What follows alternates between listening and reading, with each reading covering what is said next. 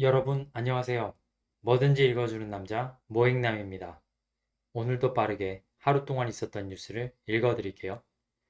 하림 4조 가공 닭고기 가격이 줄줄이 인상되었다고 합니다. 원 부자재 가격과 물류비 등 비용 상승으로 인해 가격 인상이 불가피하다는 입장이라고 하는데요. 러시아 우크라 전쟁으로 곡물 가격이 상승하면서 사료 가격이 오른 여파도 있다고 합니다. 유가공품 치즈 가격도 오른다고 하는데요. 벨큐브 플레인 가격과 동원 체다 치즈도 가격이 각각 15%, 20%씩 인상된다고 합니다. 우리나라가 이제 출산율이 0.7명대에 진입했다고 합니다. 세계 꼴찌 출산율을 또 경신했다고 하는데요.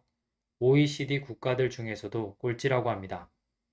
점점 아이를 놓지 않는 분위기가 형성이 되고 있는데 어떤 정책을 통해서 출산율을 높일 수 있을지 또 궁금해지는 부분입니다.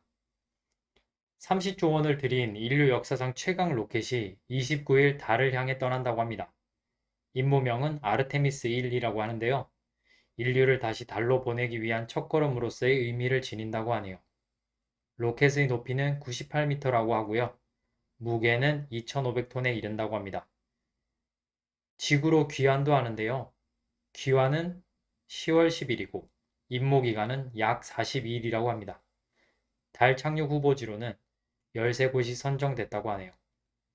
태양빛이 닿지 않는 달 남극의 영구 음영 지역을 비롯해 달의 비밀을 밝힐 계획이라고 하네요. 이번에는 사람은 타지 않는다고 합니다. 2024년에 유인 우주선이 달 궤도를 다녀올 예정이고 2025년에는 직접 인류가 달에 발을 내딛는다고 합니다. 나사는 더 나아가 화성까지도 보낼 구상을 가지고 있다고 하는데요. 앞으로 우주 탐사에 어떤 변화를 가져오게 될지 궁금해집니다. 영하 86도라는 온도를 상상해 보신 적이 있으신가요? 영하 86도의 혹독한 겨울을 견디고 다시 움직임을 보이는 물체가 있다고 합니다. 바로 화성 헬리콥터인데요. 화성 헬리콥터가 겨울을 견디고 다시 날개를 움직였다고 합니다. 인류 최초로 지구 밖 행성에서 동력 비행에 성공한 인제뉴어티라는 소형 헬리콥터인데요. 최근 화성에서 30번째 비행을 했다고 합니다. 29번째 비행을 마친 뒤 2달 만이라고 합니다. 원래 30일간 5차례의 비행만 예정하고 있었는데 현재까지 1년 이상 탐사 활동을 이어가고 있다고 합니다. 인류의 궁금증을 풀어주기 위해 인제뉴어티가 화성에서 열심히 일을 하고 있는 것 같습니다. 세계 최고 부자 대학인 하버드대의 지위가 위협받고 있다는 뉴스가 있었는데요. 유가급 등으로 오일머니를 쓸어 담고 있는 텍사스대가 뒤를 바짝 쫓고 있기 때문이라는데요.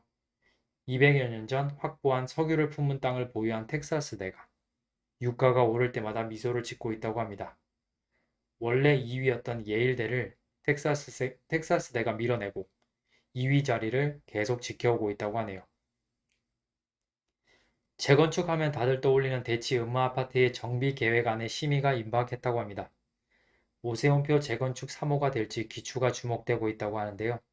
송파구 잠실주공 5단지 그리고 여의도 공작아파트에 이어서 오세훈표 재건축 3호가 탄생할 것이란 기대감이 있다고 합니다. 음마아파트는 재건축 연한인 30년을 훌쩍 넘겼고 4,424가구 규모의 대단지이며 강남구 대치동 중심부에 위치해 서울의 대표적인 재건축 단지로 꼽혀왔는데요. 이번에는 심의를 통과할 수 있는 발판이 마련됐다고 합니다. 한국은행이 기준금리를 0.25% 인상해서 기준금리 2.5%가 되었다고 합니다. 4번 연속 금리 인상이 된 거라고 하는데요. 물가 상승으로 금리를 인상하는 기조를 계속 유지하고 있는데 금리가 계속 올라가게 될지 궁금한 부분입니다. CJ ENM이 SM 엔터테인먼트 인수를 검토하고 있다는 뉴스가 있었는데요. 이번에는 인수를 검토하고 있는 것은 맞지만 확정된 바는 없다고 공시를 했다고 합니다. 국토부에서 GTX를 차질 없이 추진하기로 했다고 하네요. A 노선은 2024년, B 노선은 2040년 개통이 목표라고 합니다. 그러면서 GTX에 대한 국민들의 기대에 부응하기 위해 기존 노선의 조기 착공 및 개통뿐만 아니라 노선 연장, 신설 등 확충 사업도 조속히 추진해 나가겠다고 밝혔습니다. 증시 신용거래 융자의 잔고가 다시 20조 원에 육박할 정도로 불어나고 있다는 소식이 있었습니다. 지난달부터 증시가 본격 반등세를 보이면서 비투가 늘어나고 있는 모습인데요. 바닥을 쳤다는 기대감이 반영된 것으로 보입니다. 증권사가 주가가 급락할 경우 담보로 맡긴 주식을 팔 수 있어 추가 하락을 부추기는데요. 그래서 신용 거래 융자 잔고가 주가의 저점을 가늠하는 잣대로 사용되기도 합니다. 증시 변동성이 큰 요즘, 이 신용거래 융자 잔고가 시장에 어떤 영향을 미치게 될지 궁금해집니다. 러시아가 아시아 여러 국가에 원유 장기 계약 할인을 제한했다고 합니다. 인도네시아 관광부 장관의 경우 30% 할인가를 제한받았다고 하는데요. 서방의 제재에 앞서 장기 구매자를 확보하려는 노림수로 풀이된다고 합니다. 아시아 국가 명단은 공개되지 않았다는데요. 지금 유럽에서는 러시아산 원유 구매를 줄이고 원유 수입을 일절하지 않는 것을 목표로 줄여나가고 있는 움직임들이 계속되고 있습니다. 이런 상황에서 아시아 수입국들이 어떤 행동을 취하게 될지 궁금해지네요. 코로나19와 원숭이 두창에 이어 또 다른 감염병이 인도에서 확산하고 있다는 소식이 있습니다. 토마토 독감이라고 하는데요. 몸에 통증을 유발하는 붉은색 물집이 생긴다고 합니다. 그리고 고열과 관절에 심한 통증을 느낀다고 하네요. 전염성이 상당히 강하고 오염된 물체를 만지거나 접촉할 경우 감염된다고 합니다. 생명의 위협을 줄 정도의 치명도는 없다고 하네요. 이건 다행인 것 같습니다. 중국이 경기 부양을 위해 195조를 쓰기로 했다는 소식이 있었습니다. 그러나 골드만삭스 등 유명 투자은행들은 중국 당국의 이 같은 부양 조치에도 중국 경제가 되살아날지는 의문이라고 전망했습니다. 전문가들은 중국 당국이 제로 코로나 정책의 부작용을 너무 과소평가했다고 입을 모으고 있다고 하네요. 미국 캘리포니아 주에서 2035년부터 내연기관 신차를 세계 첫 판매 금지하기로 했다고 합니다. 이번 조치로 미국 내 다른 16개의 주로 확산될 전망이라 글로벌 자동차 업계에 파장이 예상된다고 합니다.